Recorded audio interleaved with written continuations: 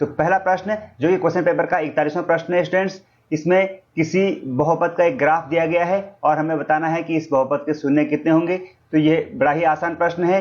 किसी बहुपद का ग्राफ एक्स एक्स को जितने बिंदुओं पर काटता है बहुपद के उतने ही शून्य होते हैं। इस ग्राफ ने एक्स एक्स को केवल एक बिंदु पर काटा है तो हम कहेंगे कि बहुपद के शून्यकों की संख्या है 1। दूसरा क्वेश्चन है, यहाँ पर एक वृत्त है जिसका केंद्र O है, कोण AOB 40 अंश दे रखा है, कोण BDC 100 अंश दे रखा है और हमें कोण OBC का मान ज्ञात करना है। तो स्टूडेंट्स इसको इस प्रकार से समझते हैं, एक चाप है AB और इस चाप से केंद्र के साथ जो कोण बना है उस कोण का मान है 40 अंश। तो हम जानते हैं कि किसी चाप द्वारा केंद्र पर बनाया गया कोण उसी चाप के द्वारा शेष वृत्त पर बनाए हुए कोण का दुगना होता है, यानी कि जो कोण ACB है, अगर केंद्र पर बने हुए कोण का मान 40 अंश है तो कोण ACB का मान होगा 20 अंश। और इसी प्रकार से कोण D की वैल्यू दे रखी है 100 डिग्री। तो त्रिभुज अगर हम BDC में देखें तो दो कोण है 100 अंश और 100 अंश और 20 अंश, तो दोनों का योग 120 अंश हो गया। तो जो त्रिभुज है उसका तीसरा कोण होगा 60 अंश। तो हम कह सकते हैं कि कोण OBC की वैल्यू है 60 अंश और इस प्रकार से ऑप्शन बी सही ऑप्शन होगा। 43वां प्रश्न है स्टूडेंट्स, एक सीरीज दे रखी है, इसमें हमें दे रखा है 1 का वर्ग धन 2 का वर्ग धन 3 का वर्ग धन इसी प्रकार आगे बढ़ते हुए 10 के वर्ग तक की संख्याओं का योग दे रखा है 385 और हमें बताना है 20 तक की भाज्य संख्याओं के वर्गों का योग बताना है, यानी 2 का वर्ग धन 4 का वर्ग धन 6 का वर्ग और अप टू 20 के वर्ग तक का योग हमें बताना है। तो स्टूडेंट्स यह इसको अगर आप अर्थमेटिक तरीके से सॉल्व करेंगे तो थोड़ा सा मुश्किल हो जाएगा। इसको हम इस तरह से समझते हैं, देखिए 2 का वर्ग होता है 4, 4 का वर्ग 16, 6 का वर्ग 36, इसी प्रकार से अगली संख्या होगी 8, 8 का वर्ग है 64 और इसी प्रकार 20 का वर्ग है 400।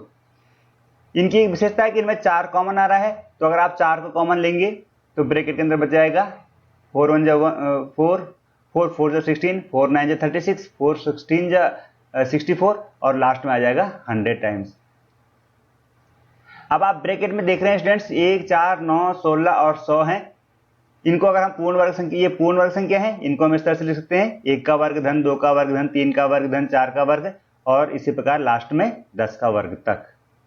और जो ये कोष्टक में जो सीरीज आ रखी है इसका मान हमको दिया है 385। तो इस प्रकार से हम जो दूसरी सीरीज इसका मान हमें निकालना है उसको लिख सकते हैं हम 4 गुणा के 385 और 4 को 385 से गुणा करेंगे तो आएगा 1540 और इस प्रकार विकल्प बी हो जाएगा सही विकल्प।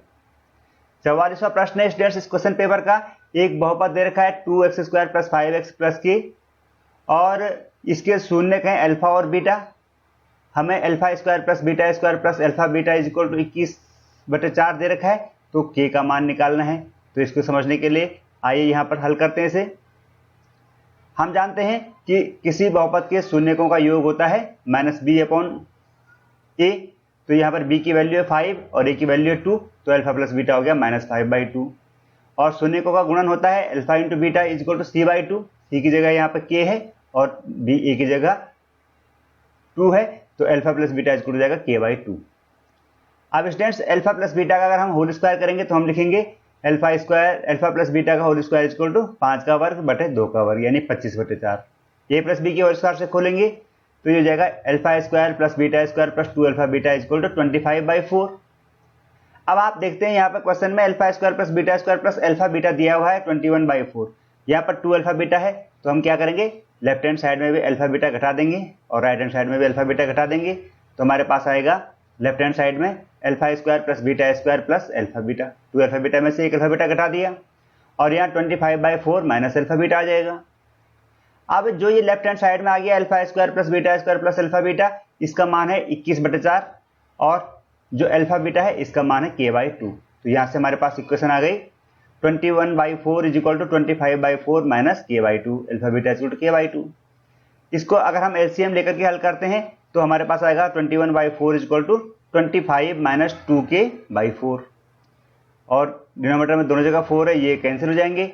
25 ऋण 2 के बराबर है 21, तो 2 के बराबर हो जाएगा 4, तो इसका मतलब k की वैल्यू हो जाएगी 2 और k की वैल्यू अगर 2 होगी तो option C will be right answer. 45वां प्रश्न है स्टूडेंट्स, एक गोले का व्यास 6 सेंटीमीटर है, इसे गलाकर एक 2 मिलीमीटर व्यास वाले तार के रूप में ढालते हैं, तो तार की लंबाई हमें ज्ञात करनी है। यहाँ पर देखेंगे स्टूडेंट्स, वॉल्यूम कन्वर्जन है। पहली ठोस है हमारे पास गोला और दूसरा ठोस है हमारे पास सिलेंडर। गोले का जो डायमीटर है वो 6 सेंटीमीटर में दे रखा है और सिलेंडर की डायमीटर जो है वो मिलीमीटर में दे रखी है। तो दोनों को हम सेम करते जाएंगे, यानी एक यूनिट में कन्वर्ट करेंगे, तो हम इसको सॉल्व कर सकते हैं। Radius of the square r is equal to हो जाएगा 3 सेंटीमीटर, क्योंकि इसकी डायमीटर 6 सेंटीमीटर दे रखी है, और इस स्क्वायर का वॉल्यूम होगा 4/3 पाई r क्यूब होता है, तो r की जगह 3 की क्यूब हो जाएगा। तो हम लिख सकते हैं इसको, देखिए 3 क्यूब का एक 3 कट जाएगा, 3 स्क्वायर बच जाएगा, तो 3 स्क्वायर का 9 इंटू 4 36 पाई सेंटीमीटर क्यूब, ये गोले का आयतन हो गया। और इसी प्रकार से जो सिलेंडर है उसका डायमीटर दे रखा 2 मिलीमीटर, तो उसकी रेडियस हो जाएगी 1 मिलीमीटर, यानी सेंटीमीटर में इसको लिखेंगे तो 0.1 सेंटीमीटर। और सिलेंडर का वॉल्यूम होता है पाई r स्क्वायर एच, r की जगह 0.1 और उसका स्क्वायर, तो इसको अगर हम लिखेंगे तो हो जाएगा 0.01 into H into pi centimetre. अब h यहाँ पर क्या है, h यहाँ पर जो सिलेंडर है उसकी लेंथ है या उसकी हाइट है, ये हमें निकालनी है। तो चूंकि गोले से ही हमने सिलेंडर बना रखा है, तो गोले का और सिलेंडर का वॉल्यूम बराबर होगा, तो हम लिखेंगे 36 pi is equal to 0.01 H pi, और यहाँ से पाई कट गया, तो h इज इक्वल टू हो जाएगा 36 अपॉन 0.01, यानी 36 इंटू 100 सेंटीमीटर। तो जो तार बनेगी उसकी लंबाई होगी 3600 सेंटीमीटर, और इसको अगर हम मीटर में कन्वर्ट कर दें तो हमारे पास आ जाएगा 36 मीटर, यानी विकल्प ए सही जवाब। प्रश्न नंबर 46, 50 से 80 के बीच की सभी अभाज्य संख्याओं का माध्य होगा। तो स्टूडेंट्स देखिए, 50 से 80 के बीच में जो अभाज्य संख्या है वो है 53, 59, 61, 67, 71, 73 एंड 79। ये टोटल 7 संख्या है, तो इन सबको जोड़ करके 7 से भाग कर देंगे तो हमें मीन मिल जाएगा। इन सारी संख्या को जोड़ने पर आ रहा है 463 और डिवाइडेड बाई 7, और इसको 7 से डिवाइड करेंगे तो 66 टाइम पूरे जाएगा और एक रिमाइंडर आएगा, तो ये जाएगा 66 होल 1/7, और इस प्रकार से सही जवाब हो जाएगा ऑप्शन सी। प्रश्न नंबर 47 है, यदि एक समचतुर्भुज की प्रत्येक भुजा 20 सेंटीमीटर तथा छोटा विकर्ण बड़े विकर्ण का 3/4 हो, तो समचतुर्भुज का क्षेत्रफल होगा। समचतुर्भुज का मतलब था रोम्बस, एक ऐसा चतुर्भुज जिसके चारों साइड्स बराबर है। तो ए बी सी डी एक रोम्बस है और इसकी जो साइड्स हैं वो है 20 सेंटीमीटर।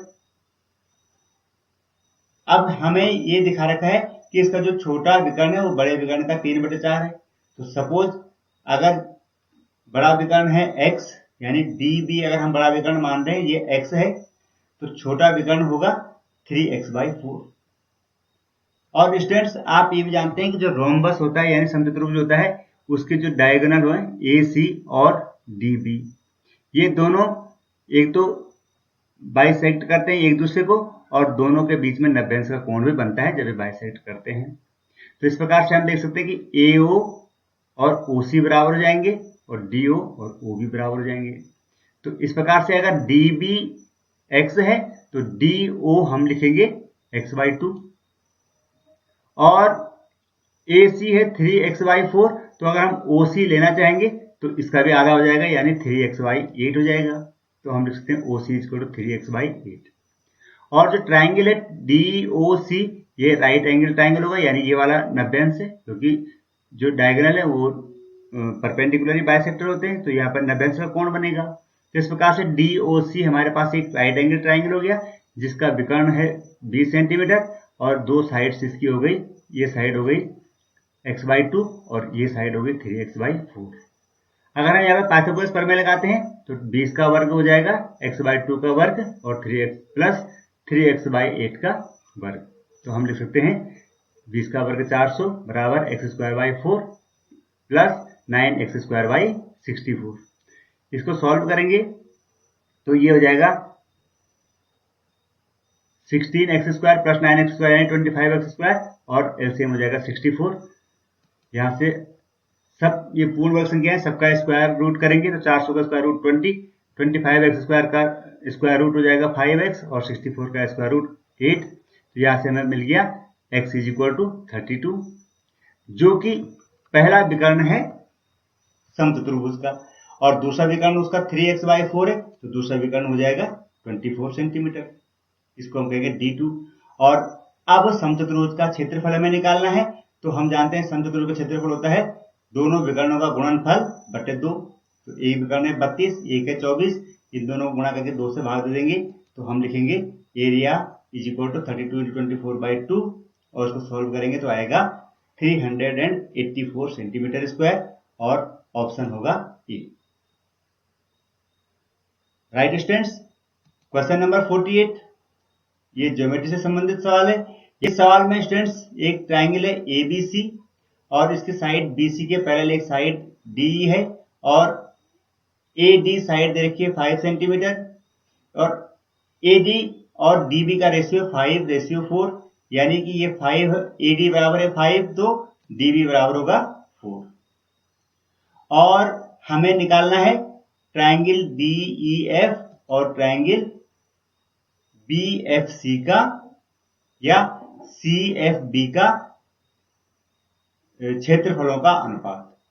तो स्टूडेंट सबसे पहले तो हम ये दो ट्राइंगल हैं, इनको बताएंगे कि ये दोनों समरूप हैं और समरूप त्रिभुजों के जो क्षेत्रफल होते हैं वो संगत भुजाओं के वर्गों के अनुपात के बराबर होता है, उनके क्षेत्रफलों का अनुपात। तो देखिए यहाँ पर आप देखेंगे ट्राइंगल ADE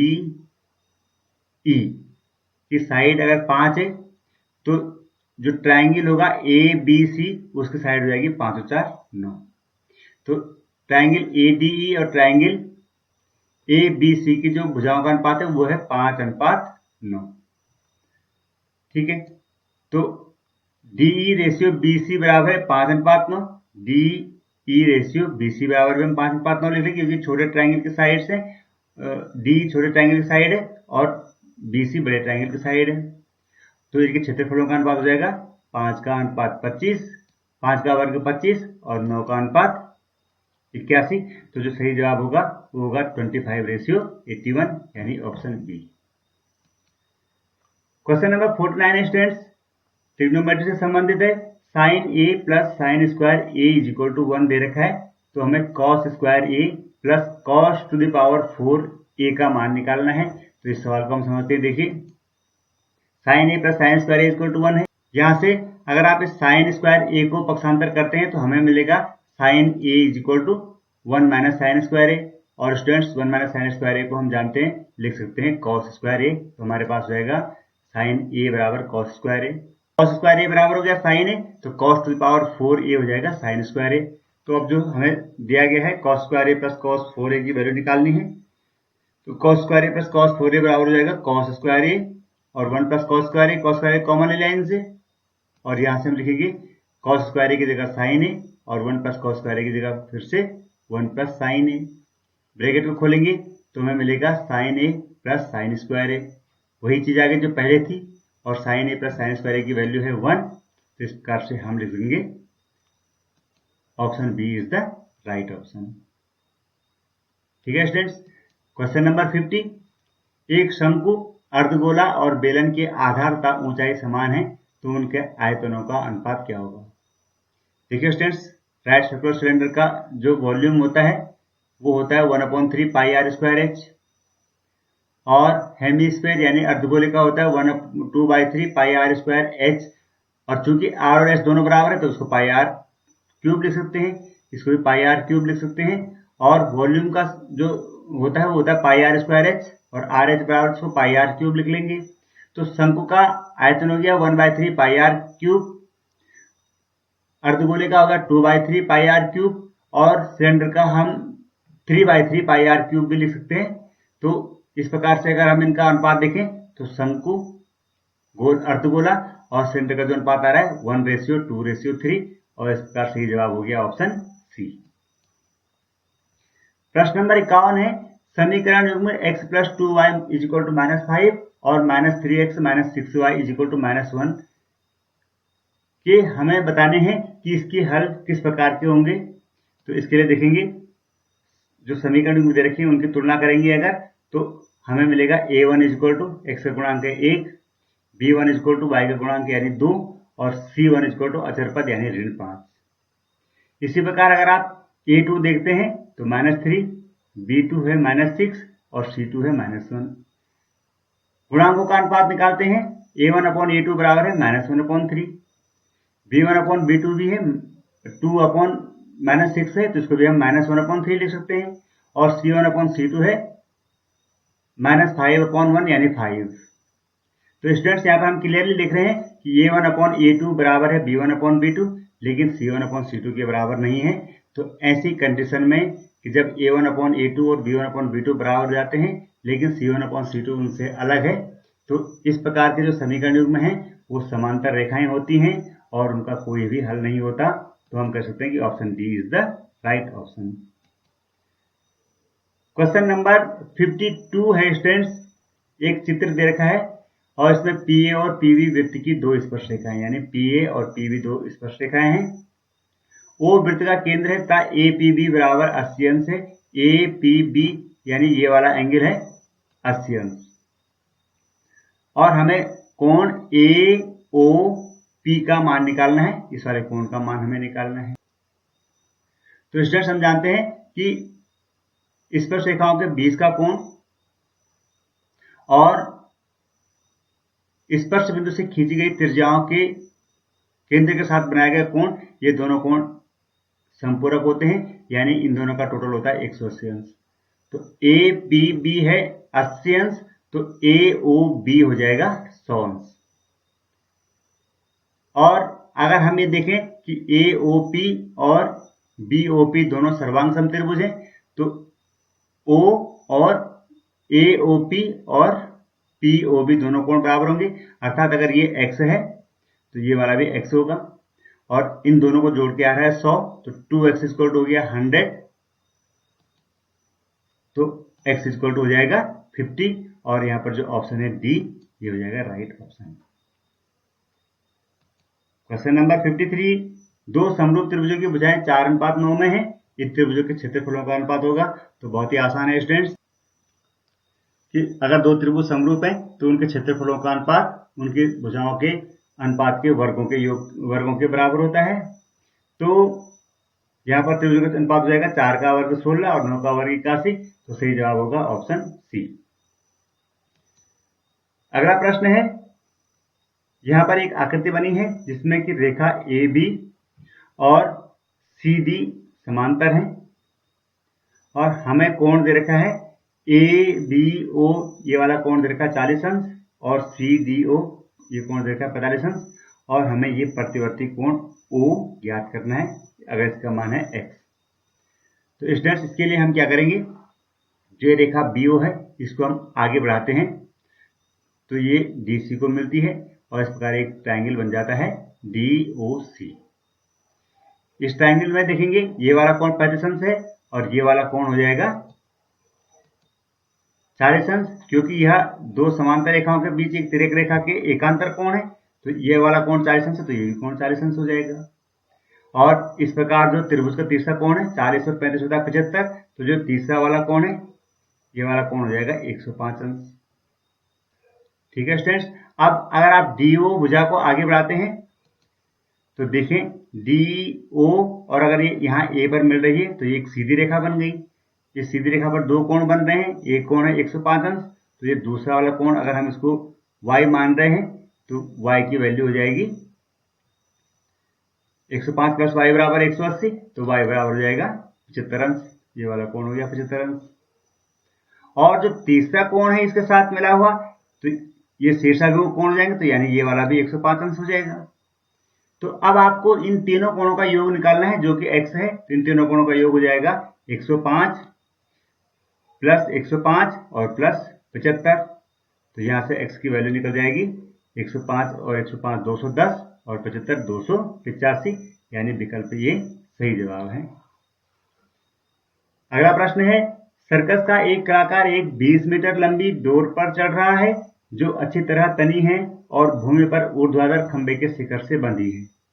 यदि भूमि के साथ डोर द्वारा बनाया गया कोण 30 अंश हो तो खंभे की ऊंचाई क्या होगी। तो एक चित्र के द्वारा समझते हैं स्टूडेंट्स।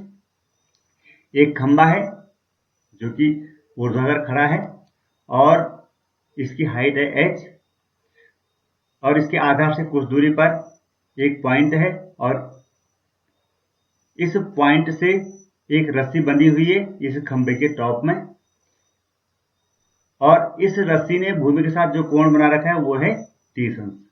इस रस्सी की लंबाई हमको दे रखी है, ये है 20 मीटर और हमें जो एक खंभा है इस खंभे की ऊंचाई निकालनी यानी h निकालनी है।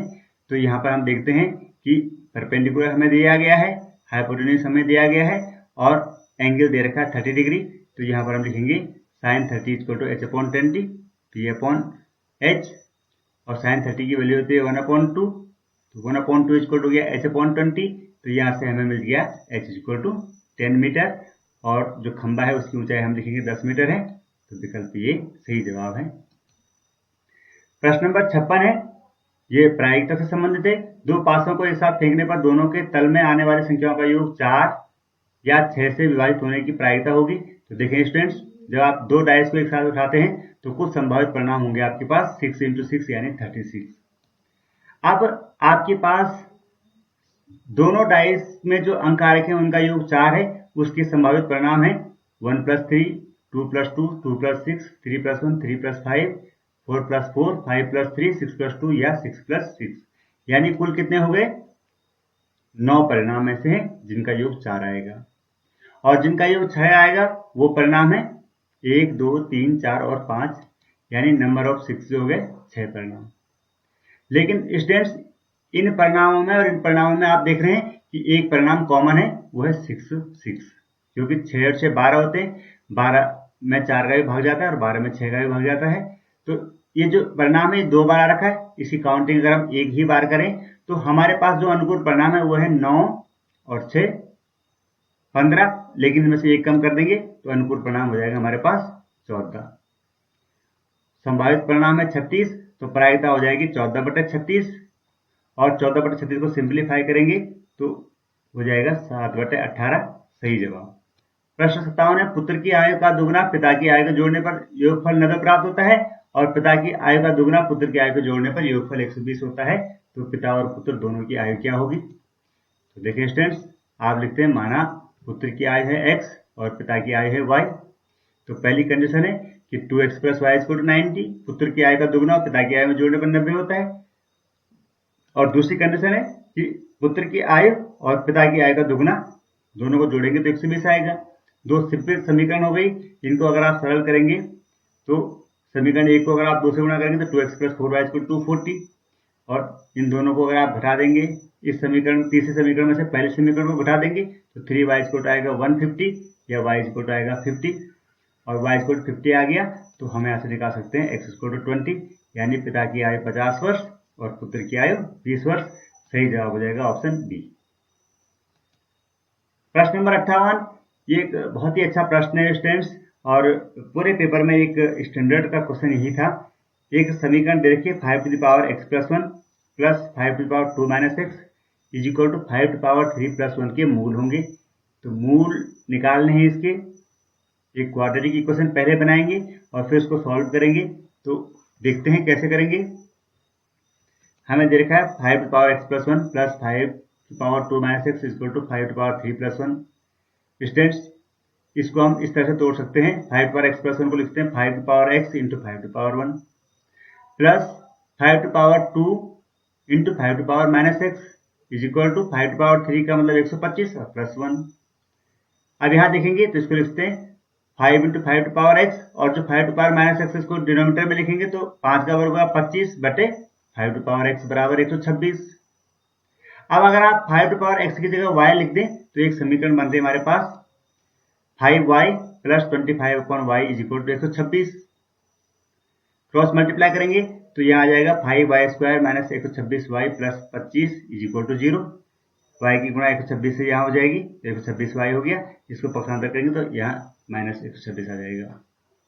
अब ये द्विघात समीकरण बन गई, इसको सॉल्व करेंगे आप तो आपको 126 को स्प्लिट करना पड़ेगा। 126 को स्प्लिट करेंगे 125 और 1 में और इस प्रकार से अब इस समीकरण को अगर हम सॉल्व करेंगे तो 5y y-25 आएगा और -1 कॉमन लेंगे, फिर y-25 = 0 आएगा। दो गुणनखंड हो गए y-25, और अगर y-25 = 0 होगा तो y होगा 25, यानी y हम लिख सकते हैं 5²। और यदि 5y-1 = 0 हुआ तो हम लिख सकते हैं कि 5y-1 = 0, यानी y 1/5, या y की वैल्यू लिख सकते हैं 5⁻⁻1। हमने y की जगह मान रखा था 5⁻x, तो 5⁻x = 5⁻1। पहले दूसरे वाले समीकरण से अगर हम लिखें तो यहाँ पर हम कंपैरिजन करेंगे पावर्स का, तो x की जगह हो जाएगा -1। और अगर y = 5/2 लिखते हैं, यानी कि 5⁻x = हो जाएगा 5/2, तो यहाँ कंपैरिजन करेंगे तो x की वैल्यू हो जाएगी 2। तो जो समीकरण के मूल हो रहे हैं, यानी x के जो 2 मान आ रहे हैं, या तो होगा 2 या होगा ऋण 1, तो हमारा ऑप्शन हो जाएगा बी। प्रश्न नंबर 59 है स्टूडेंट्स, यदि 3x = cosec थीटा और 3/x = cot थीटा है, तो हमें 3 × x² - 1/x² की वैल्यू निकालनी है। आइए इसको समझते हैं। देखिए 3x = दे रखा था cosec थीटा, तो x हो जाएगा cosec θ/3, और इसको स्क्वायर कर देंगे तो x² हो जाएगा cosec² θ/9। ठीक है, इसी प्रकार से 3/x = cot थीटा, तो 1/x हो जाएगा cot θ/3, या इसका स्क्वायर कर देंगे तो 1/x² हो जाएगा cot² θ/9। अब यहां देखिए x² - 1/x² है, तो हम लिखेंगे x² - 1/x² cosec² θ/9 - cot² θ/9। इनका एलसीएम ले लेंगे और अंश में आ जाएगा cosec² θ - cot² θ, और जो एक त्रिकोणमितीय सहसंबंध है उसका मान होता है 1, तो हम लिख देंगे x² - 1/x² हो जाएगा 1/9, और इसको 3 से भी मल्टीप्लाई कर रखा है, तो अगर हम इसको 3 से मल्टीप्लाई करें तो 3 × x² - 1/x² हो जाएगा 3/9, यानी 1/3, तो हम लिख देंगे कि 3 × x² - 1/x² हो गया 1/3, और विकल्प ए होगा सही जवाब। 60वां प्रश्न है इस पेपर का, x⁴ + 1/x⁴ + 1, और इसके हमें गुणनखंड करने हैं स्टूडेंट्स। 3 विकल्प दे रखे हैं, तो माइनर सा अंतर है दो विकल्पों में, ए और बी में। आइए देखते हैं क्या इसका सही जवाब होगा।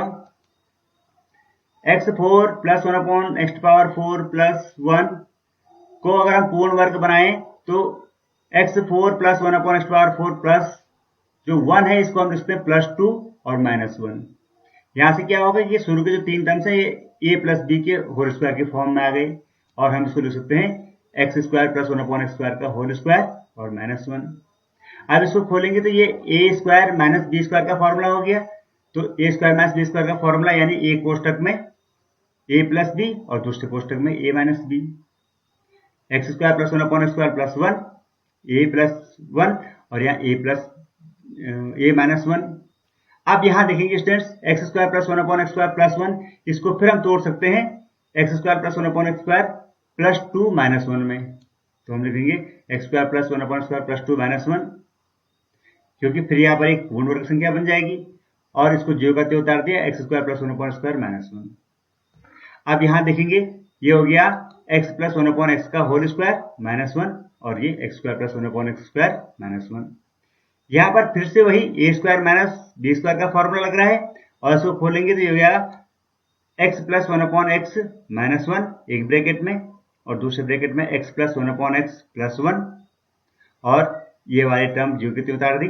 तो अगर आप यहाँ देखेंगे तो ऑप्शन ए बिल्कुल इसी की तरह है, जबकि ऑप्शन बी में यहाँ पर -1 की जगह यहाँ +1 हो गया है, तो ये जवाब गलत है। ऑप्शन ए है x² + 1/x² - 1, x + 1/x - 1 और x + 1/x + 1। तो इस प्रकार से हमारा विकल्प ए सही होगा। तो ये थे स्टूडेंट्स 41 से लेकर 60 तक के क्वेश्चन इस पेपर के, जो मैथमेटिक्स से संबंधित थे, और 30 प्रश्न हमने यहाँ पर हल कर दिए हैं। आशा है आप समझे होंगे। तो इस चैनल पर बने रहें, देखते रहें। अगले वीडियो में मैं लेके आऊँगा साइंस से संबंधित प्रश्न, जो कि इस पेपर के 61 से लेकर के 100 तक के प्रश्न हैं। तो उस वीडियो को भी आप जरूर देखिएगा। तो मिलते हैं जल्दी ही नए वीडियो के साथ। तब तक के लिए टेक केयर, गुड बाय।